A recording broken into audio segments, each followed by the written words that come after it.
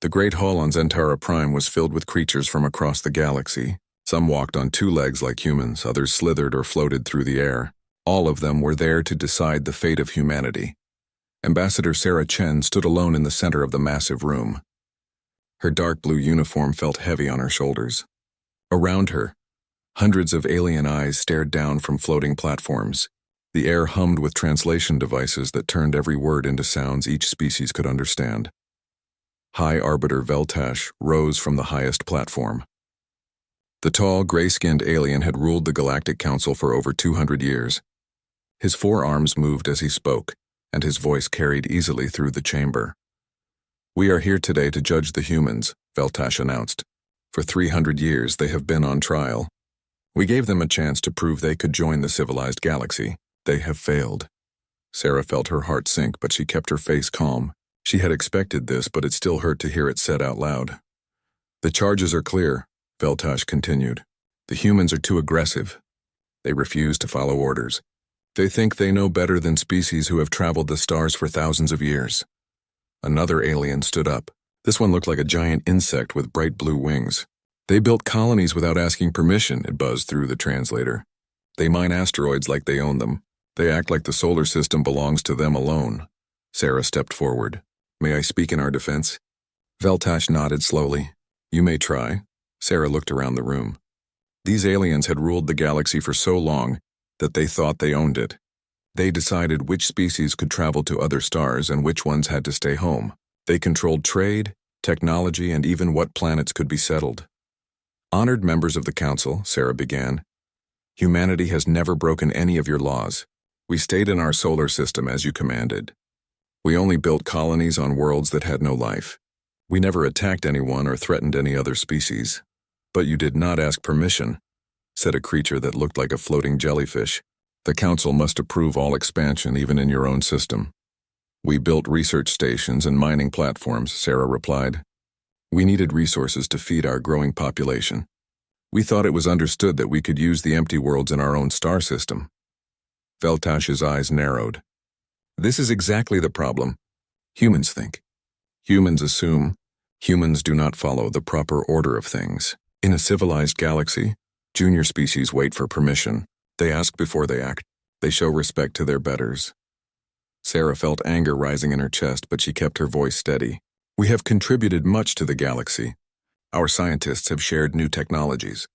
Our doctors have helped cure diseases that plagued other worlds. Our engineers have designed better spaceships. Technology we did not ask for," snapped the insect-like alien.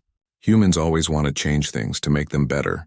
But we have survived for millions of years without human improvements." "The real problem," said another voice, "is that humans think they are special. They believe they should be treated as equals instead of students." Sarah looked up at the speaker. It was a tall, thin alien with silver skin and large black eyes. She had never seen this species before. "Humans are young," the silver alien continued. "They have only been in space for a few hundred years. Most species wait thousands of years before they are ready for full membership. Humans want everything now." "We have proven ourselves," Sarah said firmly. "We have followed your rules. We have shared our knowledge. We have caused no trouble for anyone. What more do you want?" Veltash stood again. All four of his arms spread wide. "We want obedience. We want respect. We want humans to understand their place in the order of things. But humans cannot do this. They are too proud, too independent, too dangerous to be allowed among the stars." The voting began immediately. One by one, the alien species announced their decision. The spider-like Vectari voted to expel humanity. The gas cloud Nethrons agreed. The crystal beings from the outer rim also voted against humans. Sarah counted 17 votes for expulsion. Only one species stayed silent: the mysterious Zephyrians, who rarely spoke in council meetings. "The vote is decided," Veltash announced. "Humanity is expelled from the Galactic Council. Furthermore, humans are forbidden from leaving their solar system.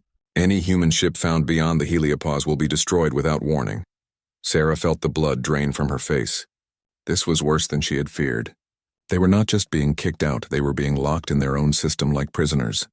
"You cannot do this," she said. "We have done nothing wrong." "You exist," Veltash replied coldly. "That is enough. Guards, escort the human back to her ship." As the alien guards moved toward her, Sarah heard a soft voice in her ear. It was the translator device picking up a private message. The voice was gentle and musical, unlike any of the other aliens she had heard. Do not despair, human. The Council fears what they do not understand. Perhaps isolation will prove to be humanity's greatest gift. Sarah looked around quickly, trying to spot who had sent the message. She saw a group of tall, graceful aliens with flowing robes standing in the shadows. One of them nodded slightly at her. A Zephyrian. The guards reached her and began escorting her from the chamber. As she walked between them, Sarah held her head high. She would not give these aliens the satisfaction of seeing her break down. Her ship waited at the spaceport, a small human vessel that looked primitive compared to the sleek alien craft around it. The journey back to Earth would take 3 months, even with their fastest engines. As her ship left the atmosphere of Zantara Prime, Sarah sat in the pilot's chair and composed her report to Earth. How could she tell her people that they had been not just rejected, but imprisoned? How could she explain that the galaxy considered them too dangerous to be free?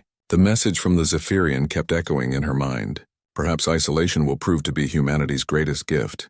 What did that mean? Back on Earth, President Marcus Rivera read Sarah's report in his office overlooking the rebuilt city of New Geneva. The leaders of every nation were already gathering for an emergency meeting. The news would spread quickly. Humanity was alone again. Rivera looked out the window at the bustling city below. Humans walked the streets, worked in the buildings, lived their lives without knowing that the galaxy had just told them they were not worthy of the stars. But Rivera was not discouraged. He thought about human history, about how his species had always been at their best when their backs were against the wall. They had survived ice ages, plagues, wars, and disasters that would have destroyed other species. Each time they had come back stronger. 3 hours later, Rivera stood before the United Earth Assembly. Representatives from every nation and colony in the solar system watched as he delivered the news. My fellow humans, he began, today the Galactic Council has told us we are not fit to travel among the stars. They have locked us in our own solar system and threatened to destroy us if we try to leave. The assembly erupted in angry voices. People shouted about the unfairness of it all, about humanity's right to explore the galaxy. Rivera raised his hand for silence. When the room quieted, he smiled. They have given us the greatest gift possible, he said. They have forced us to rely on ourselves. For 300 years we have tried to prove we are good enough for them. Now we will prove we are better than them. The assembly burst into applause, and in that moment the seeds of something greater than the Galactic Council had ever imagined began to grow. 25 years had passed since the galaxy turned its back on humanity. The solar system now buzzed with activity that would amaze anyone who could see it. But the Galactic Council's sensors stopped at the edge of the solar system, and humans had learned to work in the shadows. Dr. Elena Vasquez pulled her thick coat tighter as she walked through the research station on Europa. Ice covered the moon's surface, but underneath vast oceans held secrets that humanity was just beginning to understand. Her team had been working here for 3 years on Project Prometheus, and they were close to a breakthrough. Doctor, you need to see this, called her assistant, Dr. Kim Park. The young scientist's excitement was clear in his voice.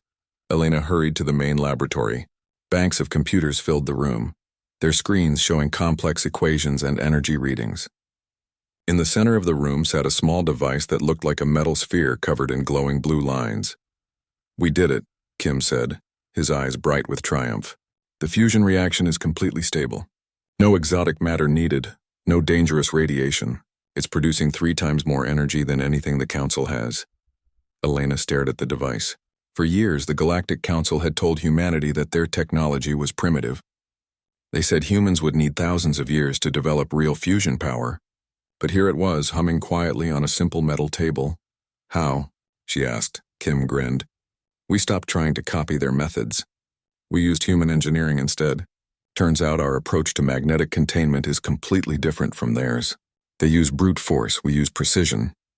Elena felt a thrill of pride. This was exactly what President Rivera had predicted. When humans stopped trying to impress the Council and started being themselves, amazing things happened. Across the solar system, similar breakthroughs were happening everywhere. On Ceres, the largest asteroid in the belt, Admiral James Thompson watched as the newest ship rolled out of the construction bay. The shipyard here had been built into the asteroid itself, hidden from any outside observers. The ship was unlike anything in the Council's fleets. Where alien vessels were smooth and elegant, this one looked rough and practical. It bristled with weapons, sensors, and equipment that had been designed by human engineers who cared more about function than beauty. "She's beautiful, isn't she?" said Captain Lisa Wong, who would command the vessel. Thompson nodded. The ship represented everything humans had learned in their years of isolation. It combined Council technology they had reverse-engineered with human innovations that the aliens never would have thought of. "What are you calling her?" Thompson asked. "The Defiance," Wong replied with a smile. The name was perfect. Every ship being built in the asteroid belt carried the same spirit. Humanity had been told they were not good enough for the stars. Now they were building a fleet that would prove the Council wrong. On Mars, Commander Liu Wei put his troops through their daily training exercises. The soldiers moved through the red dust with precision, their powered armor making them faster and stronger than any human in history. The Solar Defense Corps had been Liu's idea. If humanity was going to be trapped in their solar system, they would be ready to defend it. But Liu had bigger plans than just defense. "Remember," he called to his troops as they practiced with their new weapons, "we're not just training to fight alien invaders. We're training to liberate alien slaves." The soldiers understood. Intelligence reports from the few Council defectors who had made it to human space told a clear story. The galaxy was full of species who lived under Council rule not by choice but by force.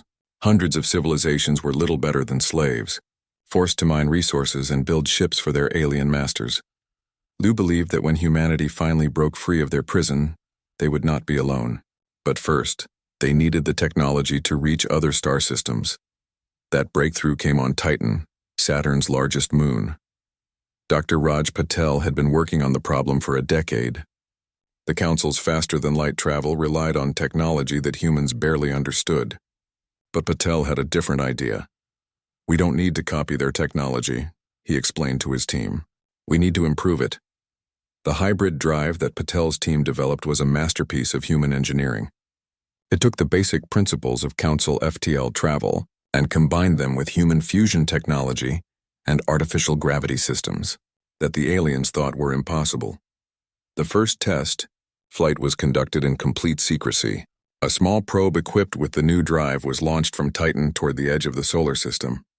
It reached the heliopause in minutes instead of months, and when it emerged into interstellar space, the Council's sensors detected nothing. "We're invisible to them," Patel announced to the celebration in his laboratory. "Our ships can travel faster than theirs and they'll never see us coming." News of the breakthrough reached Earth within hours. President Rivera, now in his second term, called an emergency meeting of the Solar Council. Leaders from every major colony gathered in the rebuilt chambers beneath New Geneva. 25 years ago, they told us we were not worthy of the stars, Rivera said to the assembled leaders. Today we have technology they cannot even imagine. The question is, what do we do with it? The debate that followed lasted 3 days. Some leaders wanted to reveal humanity's advances to the Council, hoping to negotiate a new relationship.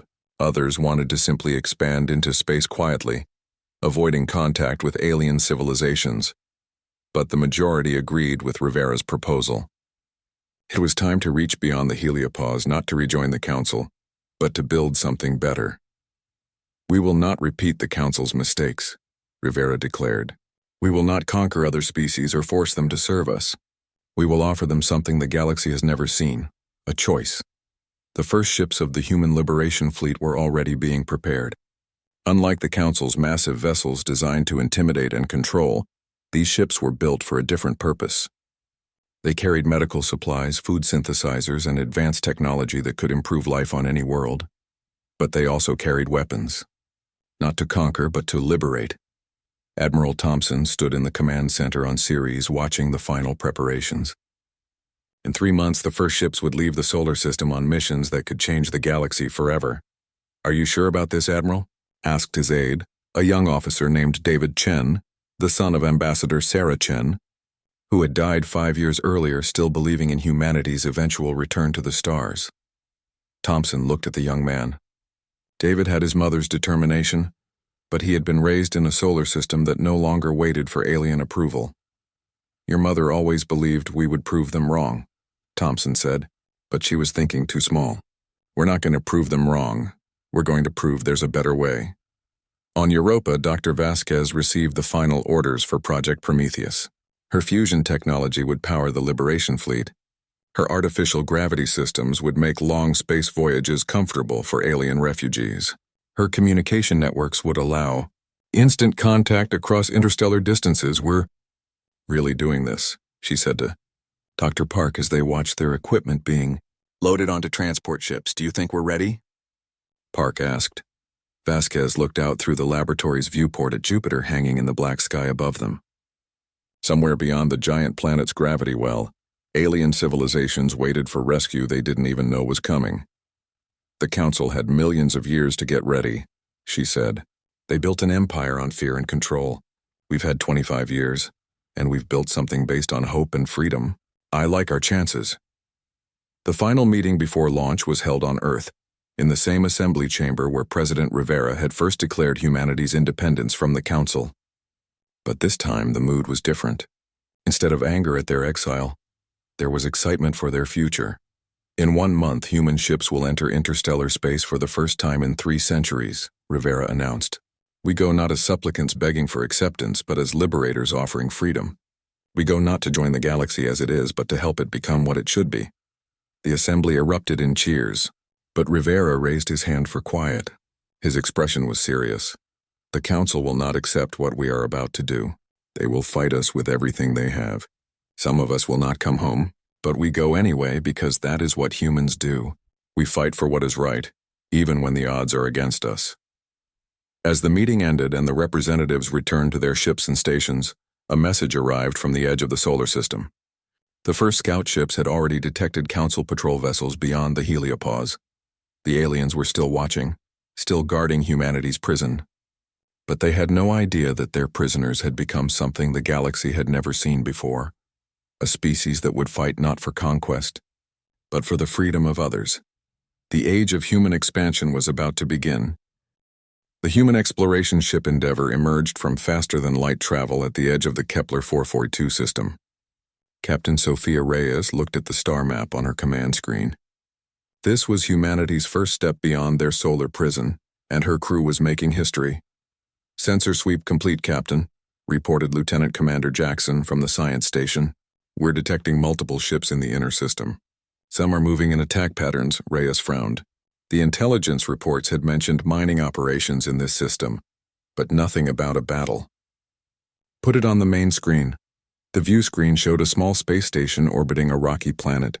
Around it, several primitive-looking ships were being chased by larger, sleeker vessels. Weapons fire lit up the darkness of space as the larger ships systematically destroyed the smaller ones. Those look like Council enforcement ships, said Commander Torres, Reyes' second-in-command.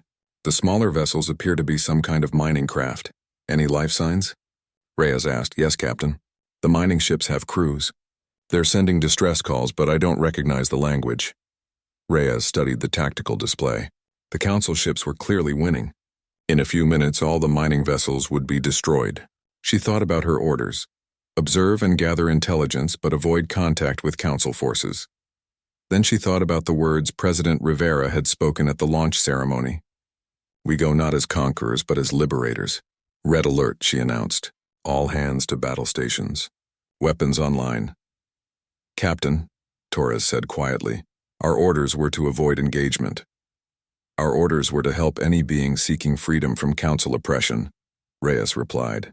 Those ships down there are crying for help. That's good enough for me. The Endeavour descended toward the battle zone at full speed. The ship's hybrid drive system allowed it to accelerate far faster than anything in the Council fleet, and its stealth technology kept it invisible until it was almost on top of the enemy vessels. Target the Council ship's weapon systems, Reyes ordered. Disable, don't destroy. I want them alive to carry a message back to their masters. The Endeavour's weapons were unlike anything the Council had seen before. Instead of the energy beams and plasma torpedoes that most galactic civilizations used, human ships carried kinetic projectiles that could punch through any known shield. The Council enforcement ships found their weapons disabled before they even knew they were under attack. This is Captain Sophia Reyes of the human vessel Endeavour. She broadcast on all frequencies. We are not affiliated with the Galactic Council. We offer sanctuary to any being seeking freedom from oppression. The response was immediate. The Council ships, their weapons destroyed and their engines damaged, began retreating toward the edge of the system. But the mining vessels moved closer to the Endeavor, their distress calls turning into what sounded like celebrations. "Captain, we're receiving a transmission from the lead mining ship," Jackson reported. "The translation system is working on it now." A few moments later, a voice came through the speakers. It was high-pitched and seemed to be speaking very quickly, but the emotion was unmistakable: relief and gratitude. "This is Mining Supervisor Shektal of the Kalahari. Are you really humans? The Council told us you were too dangerous to leave your system. They said you would destroy any species you encountered." Reyes smiled. "We're humans, all right. And the only thing we want to destroy is the Council's hold on the galaxy. Are you and your people safe?" "We are now, thanks to you. But the Council will send more ships. They always do when the mining quotas are not met." "Then maybe it's time to stop mining for them," Reyes suggested. "How many of your people are in this system?" 3,000 on the station, another 500 in the mining ships. "But Captain, you don't understand. If we stop mining, the Council will crack our home planet. They have done it before to other species who disobeyed." Reyes felt anger burning in her chest. The reports from Council defectors had mentioned planet crackers, weapons that could literally shatter entire worlds. But hearing about their casual use as a threat made it real in a way that intelligence briefings could not. "What if I told you that we could protect your homeworld?" she asked. "What if you didn't have to choose between slavery and extinction?"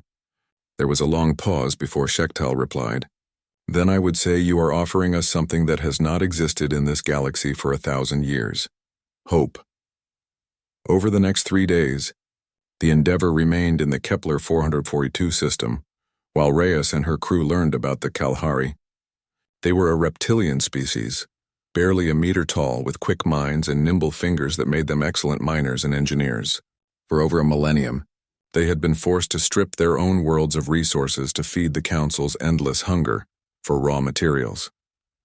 "We are not the only ones," Shektal explained during a meeting aboard the Endeavor. The small alien looked almost comical, sitting in a chair designed for humans, but his words were deadly serious. "The Vorthak are forced to drain their water worlds for Council agriculture. The Sylvani are enslaved to Power Council technology with their energy manipulation abilities. The Titan-class beings are used as living ships." Commander Torres, who was taking notes, looked up. "How many species are under Council control?" "Hundreds," Shektal replied. "Perhaps thousands. The Council has been conquering and enslaving for millions of years. Most species never even try to resist anymore." "But some do?" Reyes asked. Shektal's large eyes brightened. "There are always those who remember freedom. They pass down stories of what life was like before the Council came. They dream of liberation. But dreams are all they have been, until now." Reyes made a decision that would change the course of galactic history. "How quickly can you spread the word? Not just to your people, but to other enslaved species. The mining networks extend across dozens of systems. News travels quickly among slaves. It is often the only hope we have." "Then spread this message," Reyes said. "Tell them that the humans have returned to the stars. Tell them we offer protection, technology, and most importantly, freedom. Give them coordinates where they can meet our ships. And if the Council tries to stop them," Reyes's smile was cold. "Let them try." The word spread faster than anyone expected. Within weeks of the Endeavor's return to human space, ships began appearing at the designated rendezvous points. Not just Kalahari vessels, but craft from dozens of different species. Admiral Thompson, now commanding the growing human liberation fleet from his flagship Prometheus, watched in amazement as refugee ships arrived daily. Each group brought not just people seeking freedom, but knowledge about Council operations, weaknesses, and the growing unrest among subjugated species throughout the galaxy. The Vorthak were aquatic beings whose ships looked like giant bubbles filled with water. Their leaders explained how the Council had been draining their ocean worlds for agricultural use on Council planets, leaving entire civilizations to die of thirst on their own. Homeworlds, the Sylvani were even stranger, beings of pure energy who had been forced to inhabit mechanical bodies to serve as power sources for Council technology. When freed from their restraints, they could manipulate electromagnetic fields in ways that human scientists found fascinating. But it was the arrival of the Titan-class beings that truly shocked the humans. These creatures were massive, some of them larger than human battleships. For thousands of years, the Council had enslaved them, forcing them to serve as living transport vessels. Their natural abilities to survive in space and travel between star systems made them perfect for the job. But the cost to their own culture and freedom had been enormous. "We remember the old songs," explained Thakmor, one of the Titan leaders who had escaped Council control. "Before the Council came, we traveled the stars as we chose, exploring and learning. Now we carry their cargo and their soldiers to oppress other worlds." "How many of your people are still enslaved?" Admiral Thompson asked. "Thousands. But if you can truly offer us protection, we will find ways to bring more of our kind to freedom." As the Liberation Fleet grew, so did its capabilities. The Kalahari proved to be master engineers, improving human ship designs with innovations that no Council engineer had ever considered. The Vorthak's knowledge of aquatic warfare opened up new tactical possibilities. The Sylvani's energy manipulation abilities made it possible to disable enemy ships without destroying them. But it was the intelligence they provided that proved most valuable. The freed species knew the locations of Council military bases, the shipping routes used to transport enslaved populations, and most importantly, the communication networks that held the Council Empire together. Dr. Vasquez, now serving as Chief Science Officer for the Liberation Fleet, worked closely with alien scientists to develop new technologies. The combination of human innovation with alien knowledge was producing results that amazed everyone involved. "We've just completed the first successful test of Sylvani-enhanced shields," she reported to Admiral Thompson. "The energy manipulation makes our ships nearly immune to Council weapons." "And the new FTL drives?" Thompson asked. "The Titan-class being's natural space-folding ability has allowed us to improve our travel speed by 300%. We can now cross the galaxy faster than Council ships can cross a single sector." But not all the news was good. Intelligence reports indicated that the Council War, the Battle of Rigel Crossroads, began at dawn on the mining world of Vectara. Admiral Thompson watched from the bridge of the Prometheus as 200 Council ships dropped out of faster-than-light travel in perfect formation. The sight was meant to be overwhelming, an unstoppable force that would crush any resistance. The Council fleet commander probably expected to find a dozen primitive human ships and some mining vessels. Instead, he faced 400 ships from the human Liberation Fleet, crewed by dozens of freed species and equipped with technology the Council had never seen before. "This is High Admiral Zek Thul of the Council Enforcement Fleet," came the transmission. "Surrender immediately or be destroyed. This is your only warning." Thompson activated the fleet communication system. "This is Admiral James Thompson of the Human Liberation Fleet. We offer you the same choice we offer all beings: freedom or defeat. Leave this system now and no harm will come to you." The Council's response was immediate. Energy beams and plasma torpedoes filled space as the massive alien fleet opened fire. But the Liberation ships seemed to dance between the attacks, their improved engines and Titan-enhanced FTL drives allowing them to move in ways that confused and frustrated the Council gunners. Captain Wong, commanding the destroyer squadron, led her ships in a flanking maneuver that took advantage of the Kalahari navigation improvements. "Target their command ship," she ordered. "Let's cut off the head of this snake." The battle lasted 3 days. Council ships found their weapons useless against Sylvani-enhanced shields, while human kinetic weapons punched through Council defenses like they were made of paper. Vorthak-designed tactics allowed Liberation ships to strike from unexpected angles, while Titan-class beings used their natural space-folding abilities to appear behind enemy lines. By the end of the 3rd day, the entire Council fleet was either destroyed or captured.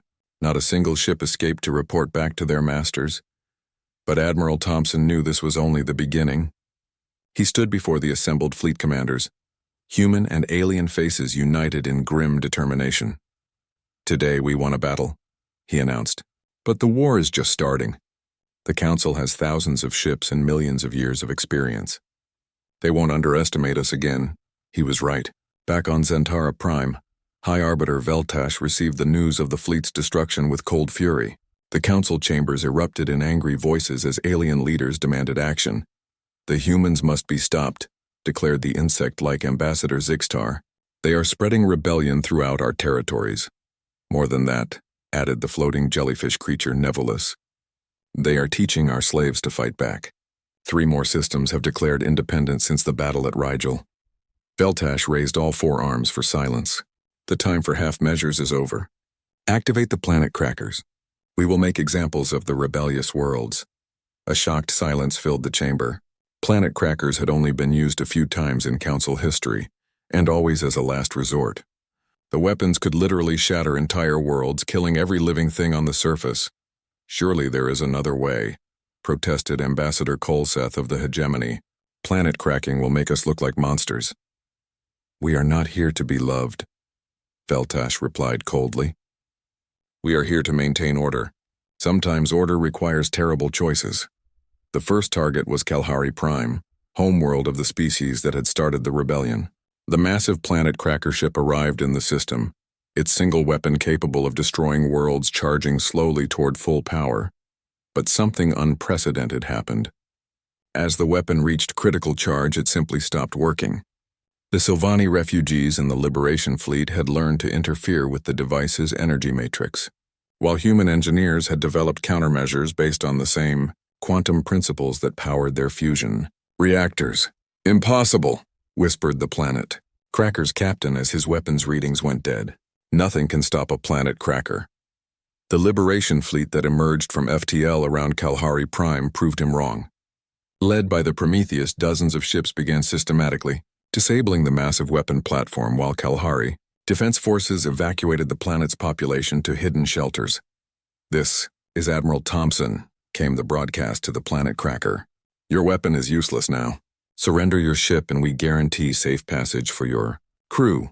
The Council captain's response was to activate the ship's self-destruct system rather than face the humiliation of surrender. News of the planet crackers. Failure spread across the galaxy faster than light. For the first time in millennia, Council subject worlds began to believe that their masters could be defeated. The war that followed transformed the galactic landscape. Human-led liberation forces used tactics that merged human military history with the unique abilities of their alien allies. The Kalhari proved to be master saboteurs, infiltrating Council infrastructure to disable weapons and communication systems. The Vorthak launched devastating aquatic assaults on water-rich Council worlds. The Sylvani, finally free to use their energy manipulation abilities without restraint, disabled entire Council fleets with electromagnetic pulses. Captain Reyes, now commanding a mixed squadron of human and alien ships, led the liberation of the mining world Keftar. The battle was typical of the new kind of warfare spreading across the galaxy. Remember, she told her crews before the attack, we're not here to conquer these people. We're here to free them. Target only Council military assets. The attack began with Sylvani ships disabling the orbital defense platforms, while Kalhari engineers inserted viruses into the planet's communication networks. Human kinetic weapons destroyed Council barracks and military installations while carefully avoiding civilian areas. But it was the response of the planet's enslaved population that truly showed how the war was changing. Instead of cowering in their homes, workers across the planet began sabotaging Council equipment. Miners collapsed tunnels to block military movements. Factory workers disabled weapons production. Farmers poisoned food supplies meant for Council troops. The slaves are fighting back, reported Commander Torres from the planet's surface. Everywhere we land, the local population is already in rebellion. Similar scenes played out across hundreds of worlds. Species that had been enslaved for thousands of years were remembering what freedom meant and fighting for it with desperate courage. But the Council adapted too. They began using scorched earth tactics, destroying entire civilizations rather than allowing them to be liberated. They recruited mercenary forces from the few species that still supported their rule. Most dangerously, they began developing new weapons specifically designed to counter human technology. The turning point came at the Battle of Nexus Station, the massive space platform that served as the Council's primary military headquarters. The station was defended by over 1,000 ships and protected by energy shields that had never been breached.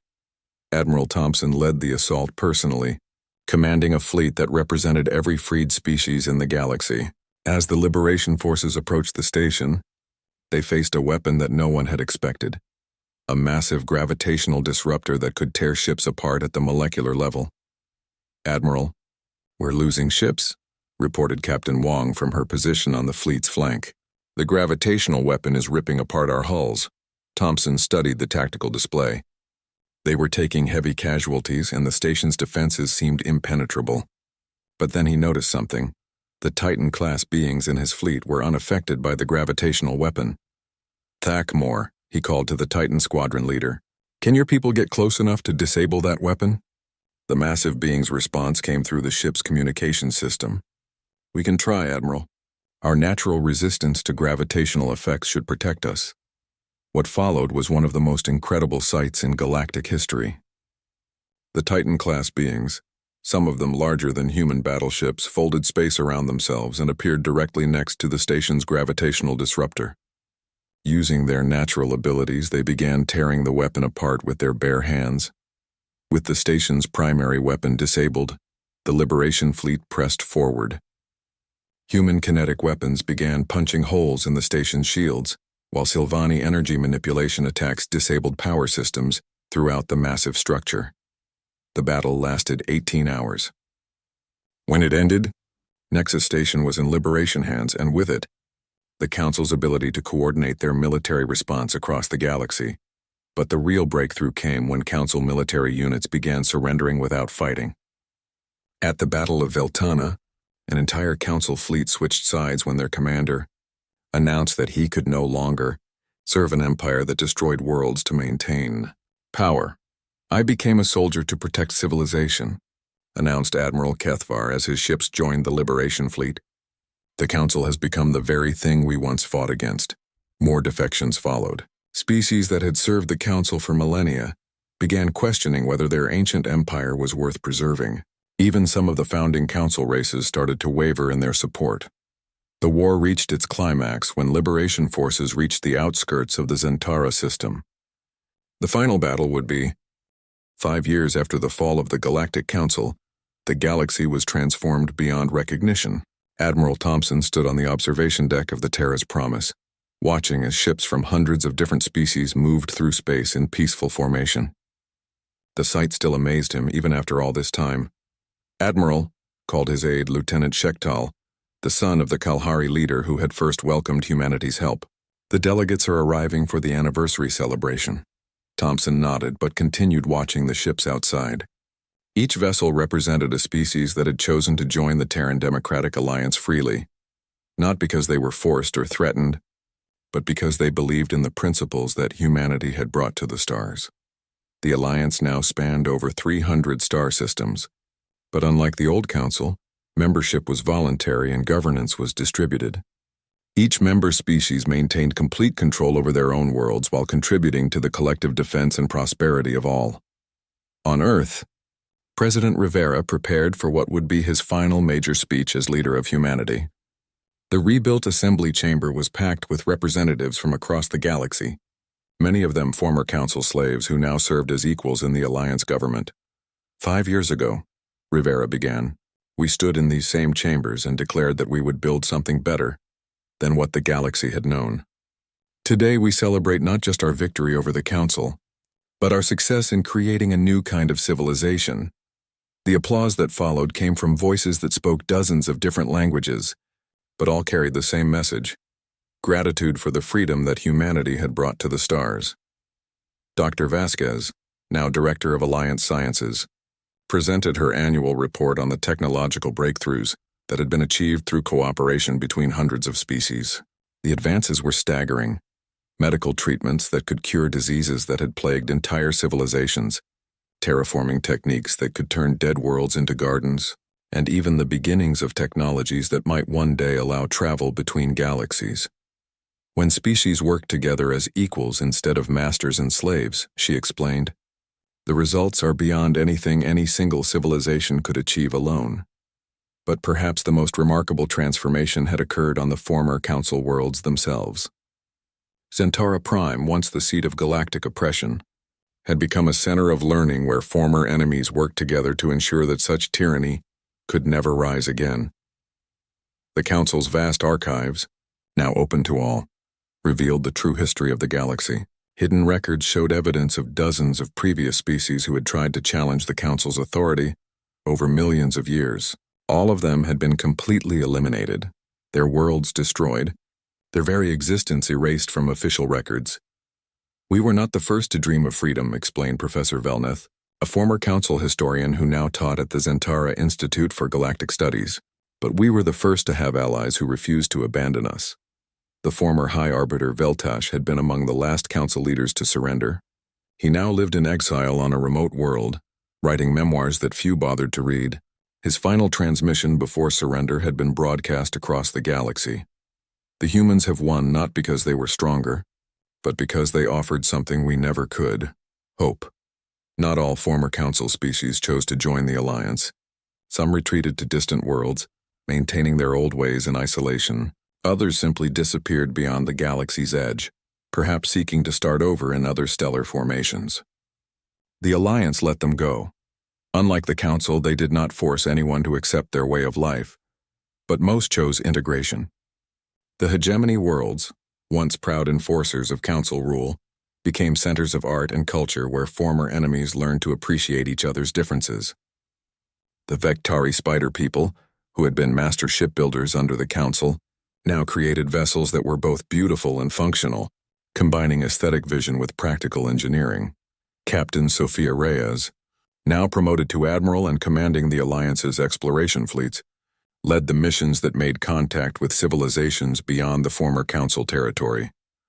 Each new species they encountered was offered the same choice that humanity had first given to the Kalahari: join freely as equals, or remain independent with friendship and trade agreements. We've made contact with 47 new civilizations this year, she reported to the Alliance Assembly. 31 have chosen to join us.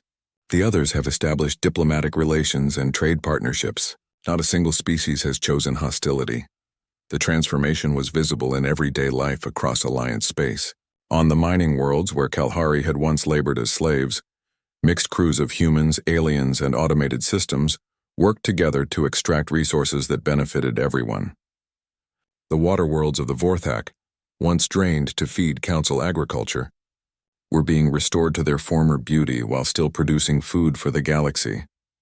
Perhaps most remarkably, the Sylvani energy beings had established the galaxy's first truly free communication network.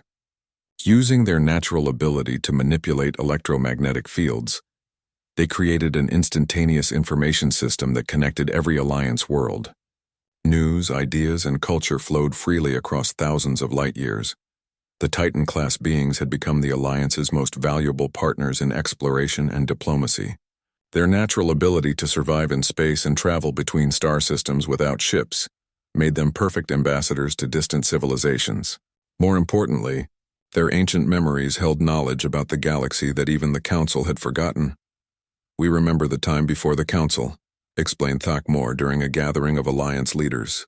"There were other great civilizations then, species that chose cooperation over conquest. The Council destroyed them all, but their legacy lives on in the Alliance." Commander Liu Wei, now General Liu Wei and head of Alliance Military Command, had transformed the old Solar Defense Corps into something unprecedented, a military force dedicated to defense and liberation rather than conquest. Alliance soldiers trained not just in combat, but in diplomacy, engineering, and cultural sensitivity. "We fight only when we must," he explained to new recruits from dozens of different species. "Our true mission is to ensure that every being in the galaxy has the right to choose their own destiny." The anniversary celebration reached its climax when a special guest arrived on Earth. The Zephyrian consul Kiara, who had sent that cryptic message to Ambassador Chen so many years ago, finally revealed why her people had remained silent during humanity's expulsion from the Council. Our ancient prophecies spoke of the exiled children, who would return as liberators, she explained, to the assembled delegates. "We have waited 50,000 years for you to find your way to the stars. Today, we are proud to join the Alliance as equals." The Zephyrians brought with them knowledge that expanded the Alliance's understanding of the galaxy's true history. They revealed the locations of ruins left by previous free civilizations, technology caches hidden from the Council, and most importantly, evidence that there were other galaxies where freedom had survived. As the celebration continued, President Rivera made his way to a quiet balcony overlooking the rebuilt city of New Geneva. The lights of the city sparkled below, while overhead, ships from across the galaxy moved in peaceful formation. "Quite a view," said a voice behind him. Rivera turned to see Admiral Thompson approaching. The old soldier looked tired but satisfied. "Hard to believe it all started here," Rivera said. "One speech in an assembly chamber, and now look what we've built." Thompson joined him at the railing. "Do you ever wonder what would have happened if the Council had accepted us all those years ago?" Rivera considered the question. "We probably would have become just another subjugated species, grateful for whatever scraps of freedom they allowed us. Instead, they forced us to become something better, something the galaxy had never seen before," Thompson agreed. As they watched, a new ship entered Earth's orbit. It was sleek and beautiful, clearly of alien design but incorporating human engineering principles. The ship carried a delegation from the recently contacted Crystalline Collective, silicon-based beings from the galaxy's outer rim who had chosen to join the Alliance after learning about their principles. 47 new species this year, Rivera mused. And each one brings new ideas, new perspectives, new possibilities. "The Council ruled through fear," Thompson observed. "We're building something based on hope. Which do you think is stronger?" Rivera smiled. "I think we already know the answer to that." The next morning brought news that would shape the Alliance's future. Dr. Vasquez's research teams, working with Titan-class beings and Zephyrian scholars, had achieved a breakthrough that the old Council had thought impossible. They had detected signals from civilizations in neighboring galaxies. The technology exists to reach them, Vasquez explained to an emergency session of the Alliance Council. But the journey would take decades even with our fastest ships. Thank you for watching and comment for next part.